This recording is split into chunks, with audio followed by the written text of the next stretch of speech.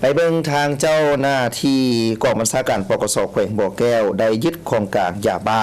จำนวน19ล้าน5แสนเม็ดพร้อมจับตัวเป้าหมายได้1คนมาดำเนินคดีตามขั้นตอนของกฎหมายตามการรายงานของห้องตำรวจแผนกตำรวจสกัดกั้นและต้านยาเสพติดปกสแขวงบ่อแก้วซึ่งได้กล่าวให้ฮู้ว่าในวันที่17พฤษภาคม2025เจ้าหน้าที่ตำรวจประจำจุดกวดกาน้ำเกิงได้ปฏิบัติหน้าที่กวดกาพาหนะปกติฮอดเวลาประมาณ 11:10 นาทีได้กวดการถบรรทุก22ล้อหัวลากที่ขับขี่มาแต่เมืองต้นผึ่งจะลงไปเมืองห้วยทราย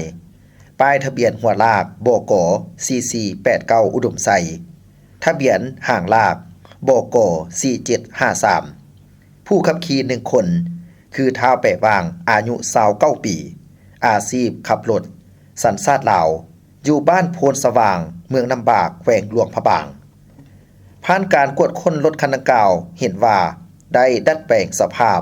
ซุกเสื่องยาเสพติดภายในตู้คอนเทนเนอร์เจ้าหน้าที่ตำรวจประจำจุดกวดการน้ำเกิงจึงได้กักตัวผู้ขับขี่และรถไว้แล้วได้รายงานกองบัญชาการปกสแขวงบ่อแก้วนำเอารถคันดังกล่าวขึ้นไปกวดกาอยู่กองบัญชาการปกสแขวงบ่อแก้วผ่านการกวดกาพบเห็นยาบ้าจำนวน78เป่ามี 9,750 มัดเท่ากับ19ล้าน5แสนเม็ดมีน้ำหนัก 2,184 กิโลกรัมปัจจุบันทางเจ้าหน้าที่วิสาสะเพาะพร้อมดำเนินการสืบสวนสอบสวนเพื่อขยายผล